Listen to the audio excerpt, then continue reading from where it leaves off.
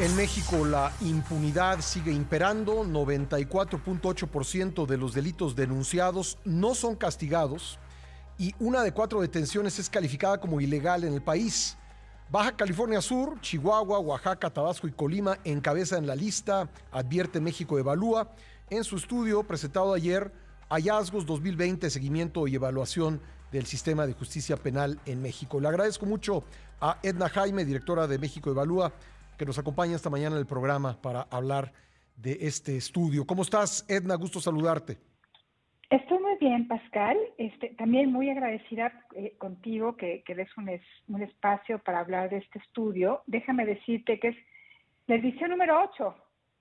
Tenemos 8 años evaluando cómo van respondiendo las instituciones de la justicia penal a la reforma que se planteó en 2008. Y bueno, pues tú ya abriste el comentario dando algunos datos y pues sí son datos duros. ¿Qué significan? O sea, tú me puedes preguntar, ¿fracasó esta reforma? Vamos bien. Yo lo que te puedo decir es que estamos bien atorados. Pascal, después de 8 años de medir lo mismo Sí. y de ver avances en lo agregado pues tan pobres, pues lo que se puede concluir es que esta reforma se atoró en su propia transición y que necesitamos algo para revivirla, para darle nuevo sentido y dirección y para llevarla a buen puerto. Yo quiero hacer un argumento de por qué es importante llevarla a buen puerto. No solamente porque creo que el aparato de justicia tiene un rol en la política criminal, y con esto me refiero a que podamos a través de la justicia penal disminuir la violencia, el delito, la conflictividad social, sino también porque esta reforma, Pascal, estuvo pensada para proteger derechos, para que no se pudieran fabricar culpables, para detener la arbitrariedad de algunos actores de la justicia penal, para que la justicia no se usara con fines políticos y para que tú y yo y los mexicanos tuviéramos la certeza de que no íbamos a confrontar a la autoridad en su brazo más extremo, que es la justicia penal, la que te puede privar de la libertad en un ámbito de arbitrariedad. Entonces, estas dos dimensiones son bien importantes de considerar. La protección de derechos y cómo la justicia penal puede resolver la conflictividad que enfrentamos. Esa es la razón de ser de la reforma.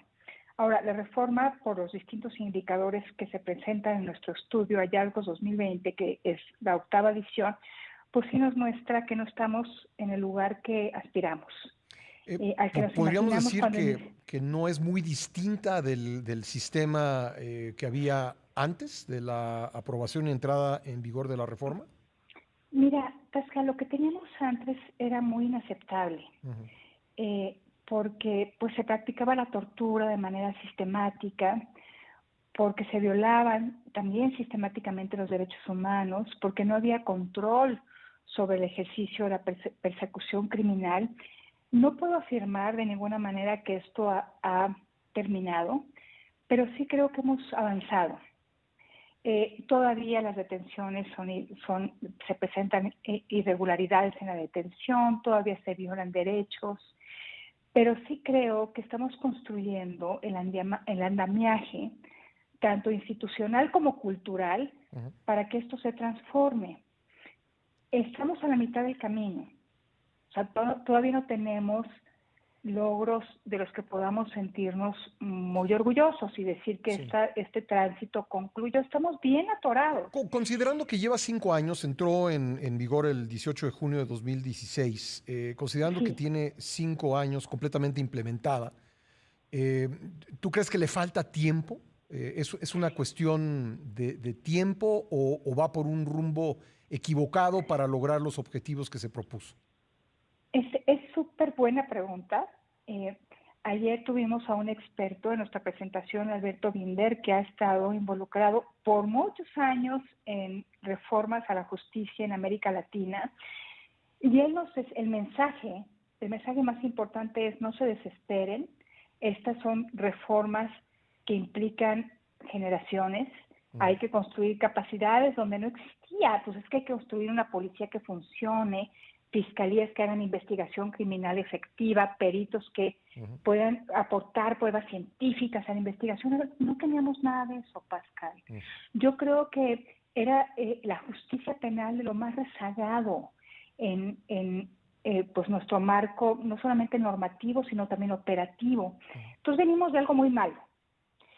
Entonces hay que tener paciencia, pero no solamente. Yo te puedo decir que si tú y yo nos sentamos a mirar que esta reforma avance correctamente sin que haya algunos factores que intervengan, nos vamos a quedar esperando, Pascal, y nos vamos a frustrar. Necesitamos de liderazgo político, que alguien retome el tema, que diga esto es importante para el país porque va a traer justicia, porque va a abrir una era pues más donde las víctimas van a poder conocer la verdad de los hechos, donde se van a respetar derechos, y esto va a tener una repercusión en el fenómeno criminal. Si esperamos todo esto, necesitamos hacer cosas distintas y no solamente sentarnos a esperar, y necesitamos liderazgo. Me acuerdo muy bien de los datos antes de que entrara en vigor esta reforma. Se decía 98% de los delitos cometidos en México no se castigan, y del 98% de los que sí, son detenciones realizadas en flagrancia, es decir, no había investigación de por medio, y justo lo que tú decías, se pretendía comenzar a establecer laboratorios y espacios especializados para poder avanzar en la investigación pericial de los delitos. ¿Eso qué tanto ha mejorado, qué tanto ha avanzado? Mira, Pascal, a nivel agregado, poco. O sea, si miramos al país y sumamos todas sus partes, poco. Pero si desagregamos al país, podemos ver que hay algunos estados que lo están haciendo bien, donde sí ha habido liderazgo, donde ha habido gobernadores y operadores que dijeron, pues vamos a comprometernos con esta reforma, y han hecho cosas muy acertadas. Entonces, una de las cosas que arroja Hallazgos 2020 es esta, que los que iban bien van mejor y los que iban mal van peor. Entonces, se están abriendo las brechas. Entonces, tenemos distintos Méxicos, no solamente en lo económico, sino también en la justicia. ¿De cuáles podríamos hablar bien en ese sentido? Mira, son los sospechosos de siempre. Querétaro ha hecho las cosas muy bien. La verdad es que el gobernador, que apenas concluyó, sí se comprometió en serio, generó las condiciones para que la justicia y esta reforma avanzara. Ojalá que haya continuidad con el cambio de gobierno. Sí, ese es el problema en este país, que siempre el nuevo gobierno quiere inventar el agua caliente. Sí. Podemos hablar de Nuevo León. Coahuila está haciendo las cosas bastante bien. Nos sorprendió Zacatecas, que redujo su impunidad de manera importante. Entonces yo creo que hay que aprender qué hay detrás de estas decisiones de política pública, y decisiones políticas, no nada más son de política pública, para que un gobernador, autoridades, operadores decidan invertir en esto. Y te puedo adelantar, sin haberlo documentado a profundidad, que es que hay un ecosistema de actores que hacen que los gobiernos respondan. Entonces, lo idóneo sería que en el país pues realmente generáramos este ecosistema de actores para poner a la autoridad de frente y decirles, esta reforma es importante para este país por diversas razones y no podemos seguir sin avanzar y sin resolverlo. Es lo que me gustaría que sucediera, Pascal.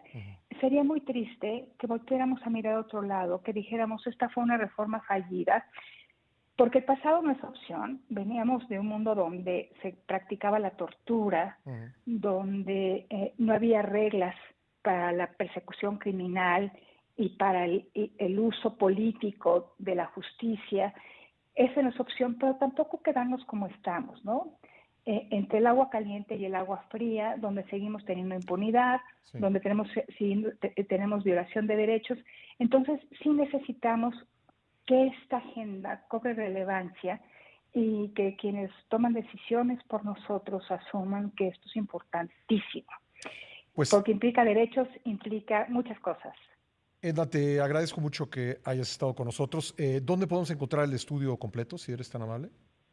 Con mucho gusto en la página de México Evalúa, www.mexicoevalúa.org, hallazgos 2020, y ahí pueden ver hallazgos 2019, 2018, 2017, 8 años de evaluación continua en nuestro sistema de justicia. Y pues la agradecida soy yo, como siempre, Pascal, por darme este espacio. No, siempre, y poder siempre lo tienes comunicar aquí, estos mensajes. Edna, ¿eh? Te agradezco mucho. Un gran abrazo. Y yo también te mando un abrazo. Gracias, Que estés gracias. muy bien. Edna Jaime, directora de México Evalúa.